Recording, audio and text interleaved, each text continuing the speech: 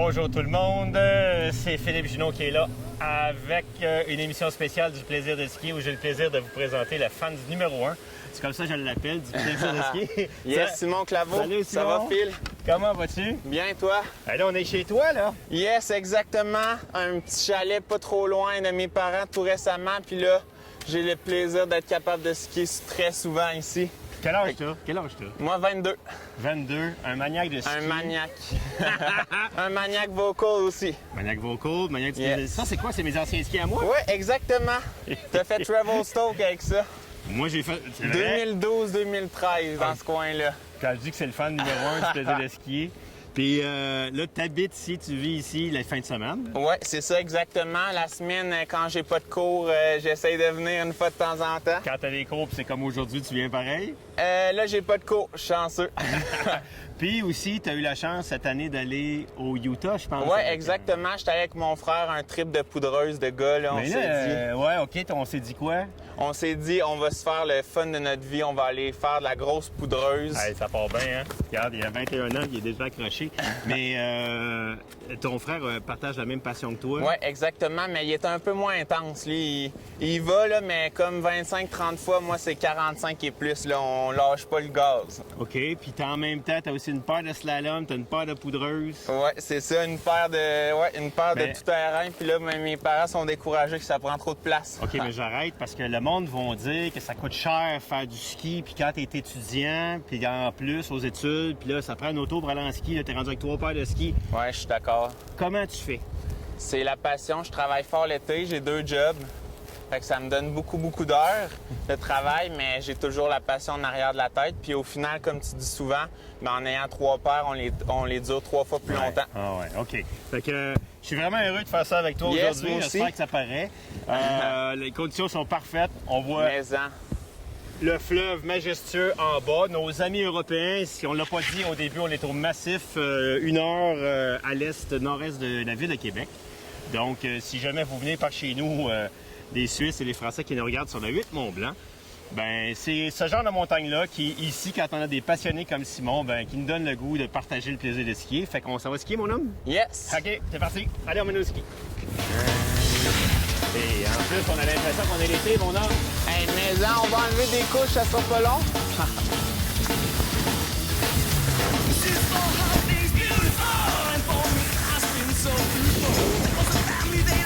C'est quoi? Il est 9 h le matin, c'est déjà dégelé. C'est ça. Il y en a peut-être qui vont dire, hey, comment ça que chez vous, en bas, le fleuve est pas salé, est pas gelé? Il faut penser qu'ici, à partir de Québec, en allant vers l'estuaire du Saint-Laurent, l'eau est un petit peu salée, donc elle gèle beaucoup moins. Ici, c'est pas gelé à l'année, là. Non, c'est ça, il y a rarement. Ouais. Fait que ça donne une vue... c'est déjà arrivé que tu vois des belugas? Non, jamais. Ça aurait été le fun, par contre. Mais il y en a qui, des fois, qui sont assez chanceux pour voir des baleines ou des belugas. Ce qui est assez unique au monde d'avoir un environnement de ski avec la mer en bas. Exactement, ouais, c'est une des seules places qu'il y a ça, là. C'est assez impressionnant. On peut dire partout dans le monde. Ouais. Il y aura peut-être le lac Tao où quand tu arrives en bas, quand tu skis, tu plonges dans le lac pratiquement. Ça, c'est tellement beau. Mais ça nous donne un peu le même phénomène ici. Ouais, le même feeling. Yeah! T'as quoi dans tes pieds, les bottes, c'est quoi? C'est des Lange XT 120. Donc, t'as le mode marche? Oui, j'ai le mode marche. Ça, c'est vraiment bon pour se promener dans le parking, les après-ski, là, tout ça. Les après-ski? On commence. Ah ouais, hein? Allez, on a l'impression qu'on plonge dans la mer. On en profite pour faire un arrêt sur la piste avec la vue derrière pour... Étant donné, Simon, que tu as l'ancien RTM 84, qui pour moi était une légende. C'était un succès phénoménal, ce ski-là. Il est vraiment fantastique, en effet. Il est encore fantastique, hein? Oui, encore. Parce que c'est un ski de là, quasiment 5 ans. Oui, exactement. C'est ça, 4-5 ans. Et qu'est-ce que t'aimes de ce ski-là? Parce que c'était quand même pas très pesant. Puis le monde avait hésitait à acheter un RTM 84 en disant non, c'est pour les costauds. Mais comme tu vois aujourd'hui sur la neige molle, il est un peu plus pesant que le nouveau. Ouais. Donc c'est génial. OK. Puis ensuite, avec les contreforts sur le côté, il est tellement puissant. Ouais. Ça donne de l'accroche sur les neiges dures sans aucun problème. Puis tu vois, le paradoxe, c'est qu'ils ont passé d'une structure où les contreforts étaient sur l'extérieur à les extérieurs très, très minces. C'est vraiment, c'est comme dire en engineering, avant, on faisait un pont comme ça, maintenant, on fait un pont comme ça. Oui, exactement. C'est pour l'avoir skié, pour l'avoir personnellement, celui-là, c'est une machine également. C'est vraiment fantastique. Mais avec celui-là, on va peut-être plus aller chercher des neiges un petit peu plus encore tout terrain, des bosses. Lui, il est pas mal trop. Il est beaucoup pistes. Beaucoup pistes. C'est ça que beaucoup sur Internet, les reviewers et tout ça, ils disent. Puis avec l'UVO, tu absorbes les vibrations. Peut-être que c'est peut-être dans sa cambrure aussi qui est peut-être moins... mais écoute, c'est une machine. Pour ici, ça, c'est le ski piste numéro 1. C'est le ski numéro 1, clairement. OK. Ça reste à peu près le même rayon, 18 mètres. L'ancien était 18 mètres. 18 mètres, ça change pas au niveau de ça. Le poids, ça, c'est plus lourd que celui-là. Ça, c'est vraiment quelque chose qui est vraiment plaisant. Mais toi, tu me disais que le fait qu'il soit plus pesant, ça t'aide dans la poudreuse. C'est ça. Dans le gros sel. Oui, puis même dans un peu la neige trafolée, la neige plus poudreuse. Donc, vous voyez, les Français, on commence à instruire les gens avec le vocabulaire, la neige trafolée. Ben écoute, dans un cas comme dans l'autre, c'est un succès. Et ce ski-là, il a de l'air neuf. Il est encore bon pour un autre 8 ans, 9 ans. Ah, facilement. Donc, quelqu'un qui va s'acheter ça neuf, ça va durer 10-12 ans. Exactement. Je t'attends que, comme tu dis des fois, je t'attends qu'ils soient tannés. Oui, mais des fois, le monde sont tannés trop vite. Ou ils sont tannés parce qu'ils ont mal choisi au départ dans le magasin. Donc ça, c'est à vous, votre responsabilité d'être sûr que vous choisissez la bonne affaire. Et si tu es prête, on va retourner sur la piste de ski. All right? Yes! This is for hot things beautiful, and for me lifestyle so spiritual. Thanks to my friends that give me a buzz, that it seems will never end. You see, we give and take the feeling of us always what we make. My mojo with my drum, my mojo got the tunes, the mass enjoy. Wake up and dance about. There's something in your sex drive, moving in and out.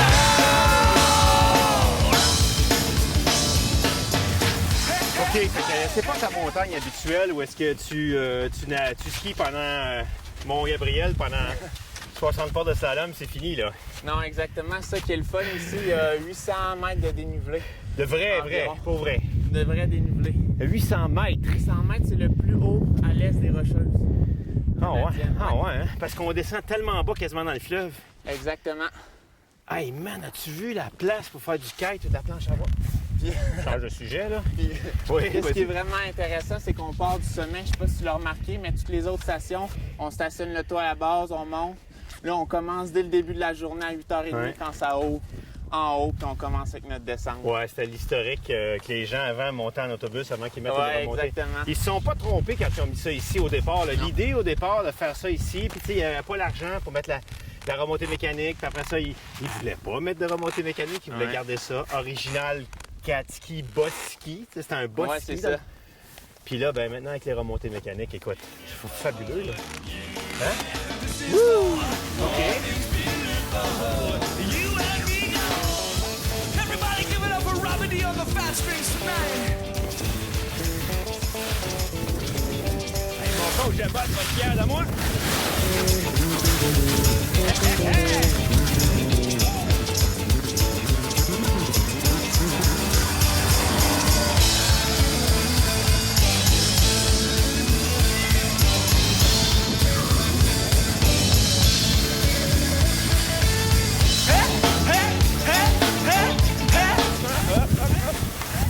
Whoa!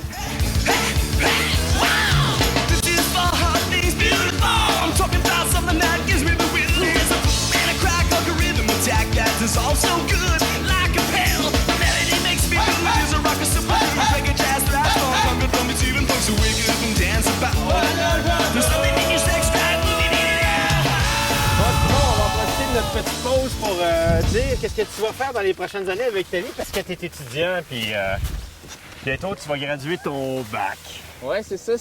Moi, j'étudie pour mon dernier examen de mon bac en physiothérapie pour soigner les sportifs.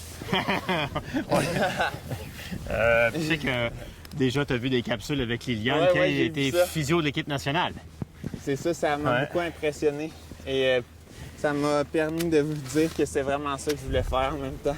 Ben, puis là, il va te rester quoi après? Comment ça se passe? Là, c'est un bac maîtrise, donc c'est 4 ans et demi. Là, je finis mon bac de 3 ans. Donc, j'ai un examen de fin de bac avec des mises en situation, puis ensuite un stage puis je m'en vais à la maîtrise. Fait que là, en théorie, aujourd'hui, tu devrais étudier. En théorie, mais il fait trop beau. Ouais, ça va être meilleur pour le moral, tu vas étudier plus fort ce soir. Exactement. Puis tu vois, des gars comme toi, ça va être important pour des gars comme lui, notre caméraman qui a fait des bosses, puis qui fait du parc, puis qui... Ouais, hein, il doit en avoir beaucoup dans ta gang, Renaud. Des genoux, des dos. Le dos, le cou, alouette. Ah! Bon, allez, on This is for all things beautiful. You and this is for all things beautiful. You and this is for all things beautiful. You and this is for all things beautiful. You and this is for all things beautiful. Hey, Simon, on dirait qu'on est à la mer. C'est magnifique. On va-tu se baigner? Écoute, on va commencer par aller faire une pause. Le caméraman a travaillé fort dans les bosses. Fait que, hein, c'est nos impératifs commerciaux. On va s'arrêter faire une petite pause. Le plaisir de skier sera de retour dans quelques instants avec Simon Claveau. Salut, à tout de suite.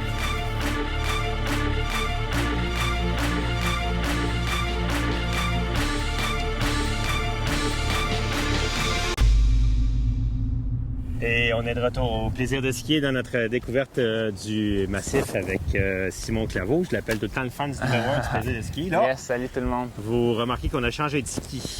On est passé des RTM, l'ancien modèle, le nouveau modèle 84, à des Katana V-Works que, il me semble que je reconnais ces skis-là. Ouais, c'est ceux de l'année passée. C'est les tiens en plus. Quand je vous dis. Alors, dis-moi, pourquoi tu as acheté, toi, des Katana V-Works avec des fixations Kingpin quand tu es au massif? En fait, faut pas le dire trop fort, mais quand ça va fermer dans 2 jours, je vais monter en pot pour aller prolonger ma saison.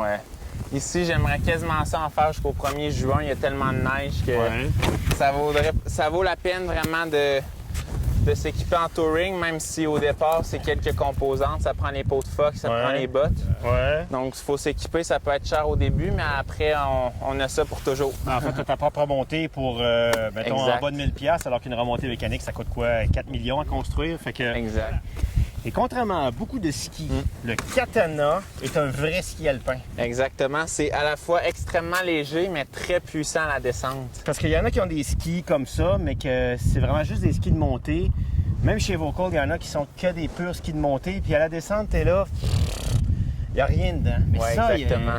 ayant la construction 3D comme ça, toi, tu me dis qu'avec ton frère, tu es capable de carver ça à 112 de l'argent. On carve ça sans problème. C'est sûr que le rayon est grand, mais ici, il y a des grandes pistes au massif, des larges pistes, mais un peu partout au Québec, on est capable de bien carver moindrement quand on a le niveau de ski pour être capable de plier ça. Ça dit 23 mètres de rayon, mais moi, je peux te dire que je skie ça à Gabriel des fois quand je veux mettre mes bottes style touring plus confortables. Puis je veux pas mettre mes bottes de course avec mes skis de course. Puis ici, sur la montagne, là, tu montes où, dans quel secteur du massif où tu arrives à monter en pot? Là, quand j'aime bien partir du sommet, puis monter dans le Camboul. Ça me permet de faire une énorme descente de 800 mètres de dénivelé en partant du sommet du Camboul jusqu'à la base. Puis est-ce que quand tu arrives en bas, tu remets tes pots, tu remontes jusqu'en haut, tu prends la chaise, puis après ça, tu remets tes pots? Exactement. Bien, quand le centre est fermé... on met nos pots, puis quand on a la chance d'avoir le télésiège ouvert, on remonte en télésiège, puis on recommence. Ben, tu sais, au Québec, là, avec nos remontées mécaniques, c'est sûr, c'est pas, tu sais, comme le glacier, à Zermatt ou tout ça. Exact. Mais on allonge notre saison d'au moins 1 mois quand on fait ça. Hein? Oui, j'ai bien hâte, justement, d'allonger la saison cette année. Ça va être le début de la saison, là? Oui, ça commence.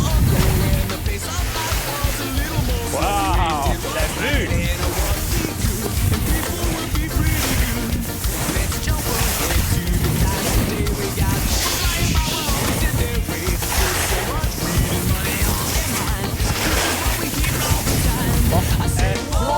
Importante qu'on va discuter avec les gens, c'est dans le choix de bottes que tu as fait. Parce que tu as changé de bottes récemment. Oui, exact. J'avais des Dalbello Lupo 130 de flex. Puis là, tu as changé pour des combien de flex? J'ai changé pour des Lange XT 110 de flex. C'est quoi le problème avec tes 130 de flex? Oubliez la marque. Là. Ouais. Qu'est-ce qu'elle est? C'est que j'étais pas capable de plier la botte, donc je me ramassais vers l'arrière. Et puis j'ai développé des douleurs aux genoux à cause de ça. Ouais, OK. Ouais. Puis... Parce que toi, tu fais combien de poids? Moi, je pèse 160 livres. Ouais, tu vois, moi, j'ai des 130 puis je pèse 180. Ouais. OK? C'est pas la même affaire. Non. Parce que tu skis quand même bien, mais quelqu'un, justement, qui prend une tige de golf pour quelqu'un qui swing à 100 000 $, parce qu'il pense que dans le magasin, ouais, moi, j'ai un swing. Ouais. C'est à l'orgueil, souvent, hein? Ouais, je dois avouer que j'ai fait cette erreur-là de me penser peut-être un peu trop bon pour... ou même que c'est ça, que c'était pas adapté pour moi, même si je pensais que ça l'était. Est-ce que ça te donnait aussi l'impression que ton ski était trop mou? Oui, ça me donnait cette impression-là aussi. Quand tu maries pas le flex de tes bottes avec le flex de ton ski, tu sais, tu prends une botte trop molle, bien là, tu as l'impression que tes skis sont trop raides. Donc ça, les gens dans la boutique, c'est important de dire la vraie affaire. Vous n'avez déjà essayé. N'oubliez pas que dans le magasin, ça va être un petit peu plus mou que sur la piste de ski à moins 25. Oui, exactement. Puis faites pas la même erreur que moi. Essayez de vous juger vraiment votre habileté de skieur, votre poids, votre condition physique. Votre vitesse, parce qu'on dit tout le temps aux gens, ce qui est important, c'est d'être capable d'écraser votre trampoline, vos skis, au complet, puis de profiter du rebond des bottes et du ski. Parce que la botte aussi, elle a un rebond. Si tu n'écrases pas ta botte, pas de rebond. Tu dis, non, c'est ça. Ça, c'est important. Puis le seul but de ça, c'est d'avoir plus de fun à skier. T'sais. Exactement. Okay. Puis là, c'est ça, ça m'a donné un peu plus de plaisir à skier pour être capable de bien apprécier ces merveilleux skis-là. Puis surtout que si ça te faisait mal aux genoux, c'est comme pas pantoute agréable. T'sais. Non, c'est ça. Après 2 semaines, tu vas arrêter. T'sais. Exactement, c'est ça. Donc, c'est des petits indicateurs qui peuvent nous faire un meilleur choix. C'est là. OK, on continue.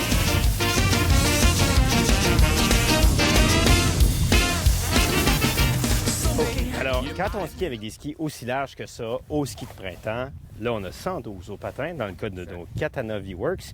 Il va se créer dessous le ski une succion entre la neige à cause de l'eau qui s'accumule, vous le voyez, sur la base de ski. Ça fait des journées de ski de printemps très épuisantes où ça fait ça bloque, trop d'eau, ça bloque et ça devient à la limite dangereux. Puis à midi, les gens disent « t'as assez ». Oui. T'as vu ça souvent? Hein? Oui, j'ai vu ça. T'as senti souvent? Même la semaine passée, ça m'est arrivé. Bon. Alors, comment éviter cette situation-là? Puis skier jusqu'à 4h30 à Tremblant au ski de printemps. Quand tu arrives en bas dans le village avec tes skis, ses épaules, le monde sont en pantalon de ville, souliers de ville, puis ils font « Hein, t'as fait du ski jusqu'à 4h. » Voici comment.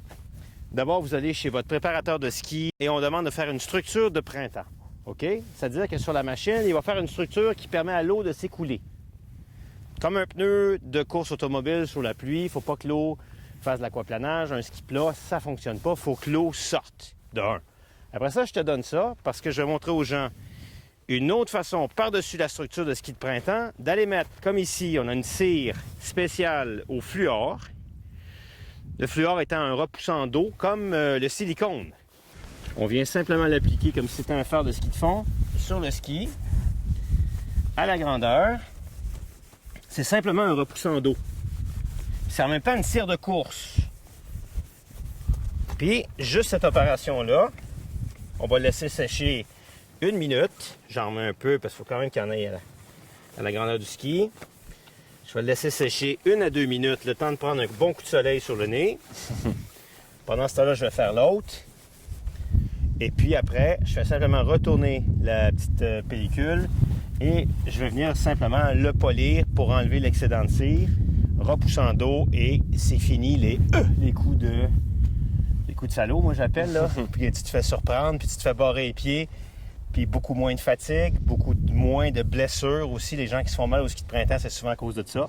Donc on va faire les miens et les tiens, puis on va en profiter juste encore plus. Puis Philippe, combien de temps est-ce qu'il faut en remettre à tous les jours, toutes les sorties de ski? Cette petite pente-là, moi je dirais oui.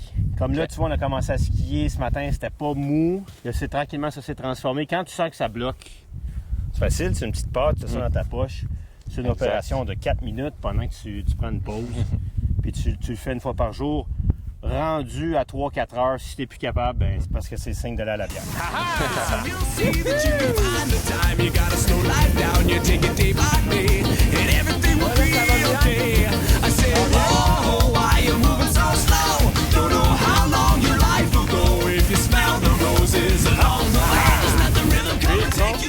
Ah, wow! Toute une différence. Écoute, on force moins. Ça glisse beaucoup plus aisément sur la neige. Qu'est-ce que tu me disais à propos de ta mère? Qu'est-ce qu'elle fait au ski de printemps? C'est que là, elle a abandonné cette saison parce que ça collait trop. Là, il est encore le temps. Il reste quelques jours. Ben, tu sais, c'est important le coup de soleil là, avant de rentrer au bureau au mois d'avril. Hein? Exact. Parfait. On continue?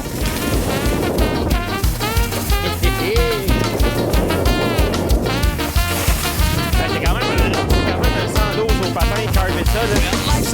Attention de ne pas trop baisser dans tes virages. Si tu veux être un peu sur le talon, si tu es trop baissé, ça va faire de la force d'ici.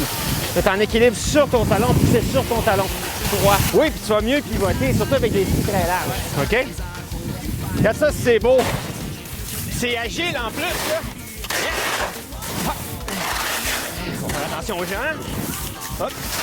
Moi, ce qui m'impressionne de ces skis-là, pendant que Simon va partir en virage, là, c'est que c'est un vrai tracteur. Ça passe dans des conditions, là, c'est du gros ski de printemps. Puis on est capable de jouer là-dedans. C'est léger, c'est pour carver, c'est pour flotter. D'un boss, tout ça, à 112 au patin. Allez, viens-t'en!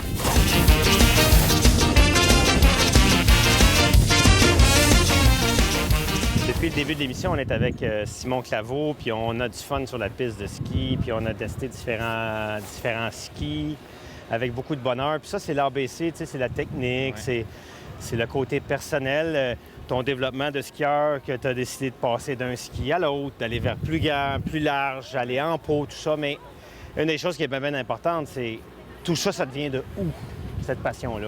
Ça vient de la passion de mes parents pour le ski, surtout mon père qui skiait à Saint-Raymond sur un petit mont gros comme ça dans son enfance. Puis quand j'étais tout petit, vers 4 ans, j'étais allé dans les cours de ski à Stoneham. OK, ouais. Puis on est resté là une bonne dizaine d'années. On y allait toutes les fins de semaine, surtout le samedi après-midi, midi à 4, là. On avait un gros rush de ski. Puis, ça, c'était les cours ou c'était pour skier avec papa? C'était pour skier avec papa, maman et mon frère. Quand on dit c'est important de tisser des liens au ski, que si les mères ne skient pas, les enfants ne skient pas. Tu sais, si ta mère n'avait pas aimé le ski un peu, tu ne mettras pas mon garçon en ski, parce que ça y fait peur, parce que c'est l'inconnu, puis tout ça. Fait que nous, on met beaucoup d'emphase pour que les femmes progressent en ski, prennent des leçons, avec des monitrices au lieu d'être avec des moniteurs. Il y en a qui ça marche mieux, il y en a qui ça marche moins bien. Fait que là, de Stoneham, mais... Tu sais, moi, je me souviens qu'on passait du temps dans le bar après ski quand on était tout petit, au Mont Castor à Sainte-Agathe, puis c'est des souvenirs imprimés depuis toujours. Le bien-être qu'on avait. Il y a le ski, mais il y avait aussi tout ce qui était autour. Oui, exactement. Des fois, il y a des amis qui louaient des chalets autour de Stoneham. Après, on allait les rejoindre, on faisait une bonne bouffe, puis être tout le monde ensemble. Puis c'est ça, les après-ski au bar à Stoneham. Pas au bar, mais à la cafétéria, tout ça. Puis c'est ça, après, on est venu, il y a 3 ans, on est venu en famille au Massif. On avait des amis à mes parents qui étaient ici. Puis on est vraiment tombé en amour avec la montagne, le fleuve, comme vous l'avez vu tout au long de l'émission. Puis toute la diversité de pentes, le hors-piste. Puis c'est mon frère ensuite qui a commencé à s'initier au ski de poudreuse.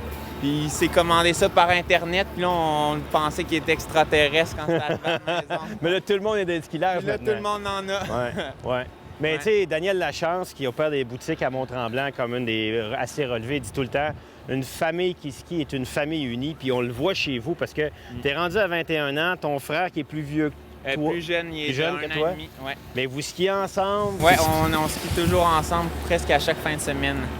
Oui, quand on peut. Et ta mère, est-ce qu'elle arrive à suivre encore? Ou... Oui, ma mère et mon père, ils commencent à ralentir un petit peu, mais c'est bien correct. Ils font les vertes puis les bleus ici ensemble. Puis des fois, on va les rejoindre pour quelques descentes. Puis on invite des amis. On se fait des bonnes bouffes au chalet, tout ça. C'est vraiment... Le ski, c'est vraiment une histoire de famille, comme tu le dis. Je peux pas le mieux le dire que ça.